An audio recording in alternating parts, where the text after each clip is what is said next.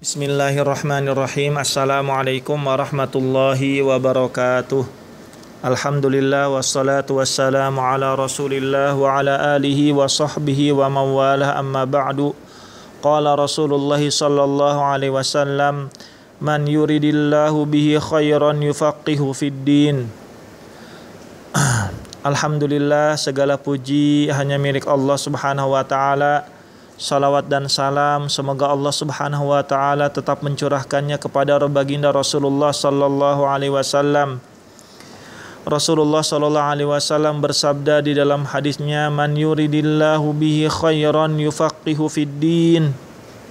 Siapa yang Allah Subhanahu wa taala kehendaki baginya kebaikan, maka niscaya Allah Subhanahu wa taala akan memahamkannya dalam perkara agama. Ikhwan dan akhwat kelas 11, InsyaAllah dengan pertolongan Allah Subhanahu wa taala pada kesempatan kali ini kita akan membahas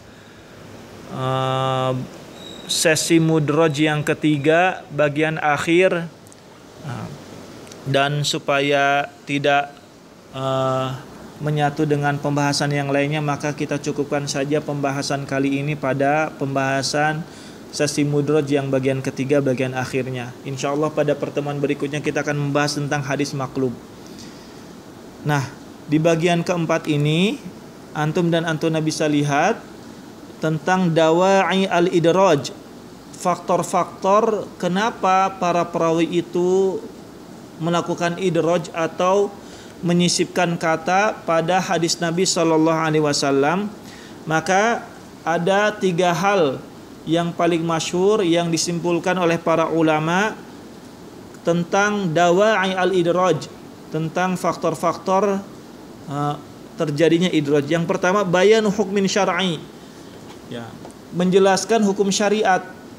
Jadi tujuannya diadakan atau disisipkannya suatu kata dalam hadis Nabi Sallallahu Alaihi Wasallam, salah satu tujuannya atau salah satu faktornya adalah menjelaskan hukum syariat, seperti yang dilakukan oleh Abu Hurairah radhiyallahu anhu.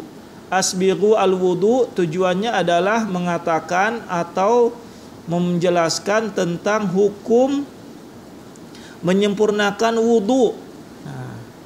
Nah, terus yang keduanya adalah istinbatu hukmin syar'i minal hadis qabla an yutimmal hadis.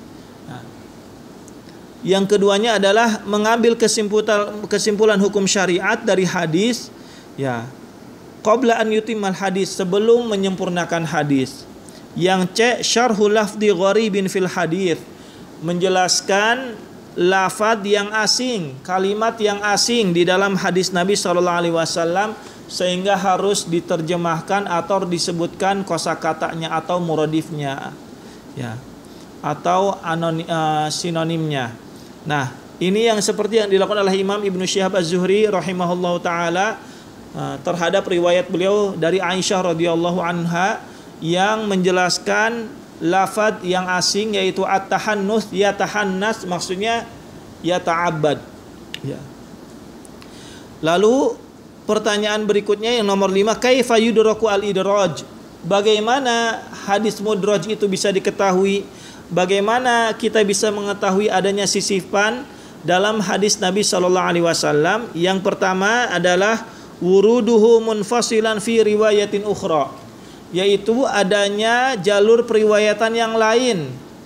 Hadis itu datang dari jalur periwayatan yang lain, sebagaimana hadis yang diriwayatkan oleh Abu Hurairah tadi, asbigul wudu, wailul lil aqabi minan nar. Ternyata di dalam riwayat jalur periwayatan yang lain yang diriwayatkan oleh Imam Bukhari memisahkan perkataan antara asbigul wudu dengan wailul lil aqabi minan nar, yang menandakan bahwa asbigul wudu adalah perkataan Abu Hurairah radhiyallahu anhu dan wailul lil aqabi minan nar adalah perkataan Nabi sallallahu alaihi wasallam. Terus yang keduanya adalah at-tansis alaihi min ba'dil a'immah al-muttali'in, yaitu para ulama yang meneliti, menaskan itu artinya mencantumkan atau menjelaskan bahwa kata tersebut adalah bukan dari bagian hadis Nabi Sallallahu Alaihi Wasallam, melainkan adalah kata sisipan yang berasal dari perawi ataupun dari orang lain. Yang C adalah iqrarur rawi nafsahu annahu adraja hadzal kalam, ya. Yaitu apa? Pengakuan si perawi tersendiri bahwa beliaulah yang menyisipkan perkataan tersebut. Nah, ini. Selanjutnya adalah istihalatu kaunihi sallallahu alaihi wasallam yaqulu dzalika, yaitu ya mustahilnya Nabi sallallahu alaihi wasallam mengatakan kata sisipan tersebut. Maka ini sebagaimana contoh dari hadis Abu Hurairah radhiyallahu anhu, lil mamluki ajron, ya, bahwa bagi hamba sahaya itu memiliki 2 pahala. Lalu perkataan yang bagian akhirnya walladzi nafsi biyadihi, sebagaimana yang di atas, laulal jihadu fi sabilillah wal hajju wa birru ummi la ahbabtu an amuta wa ana mamluk. Para ulama bisa mengetahui bahwa ini adalah kata sisipan. Kenapa? Istihalatu kaunihi sallallahu alaihi wasallam yaqulu dzalika. Mustahil Nabi sallallahu alaihi wasallam mengatakan itu karena beberapa qarinah atau indikasi yang lainnya. Yang 6 adalah hukmul idraj. Bagaimana hukum menyisipkan kata di dalam hadis Nabi sallallahu alaihi wasallam? Al idraju haramun bi ijma'il ulama minal muhaddisin wal fuqaha wa ghairihim. Maka menyisipkan kata di dalam hadis Nabi sallallahu alaihi wasallam hukum asalnya adalah haram. Dan ini adalah kesepakatan para ulama dari kalangan ahli hadis dan ahli fikih dan yang lainnya. Wa yustathna min dzalika, dan dikecualikan. Nah, ada pengecualian di mana menyisipkan kata ke dalam hadis Nabi sallallahu alaihi wasallam itu menjadi diperbolehkan dalam keadaan-keadaan tertentu. Di antaranya adalah ditafsiri gharib, yaitu menafsirkan kalimat yang asing dalam bahasa Arab, sehingga disebutkan anonimnya, disebutkan mufradatnya, disebutkan maknanya. Fa innahu ghairu mamnu', maka ini tidak dilarang. Walidzalika fa'alahu Zuhri wa ghairuhu minal a'immah. Maka dari itu Imam Az-Zuhri melakukannya dan ulama-ulama yang lainnya juga melakukannya.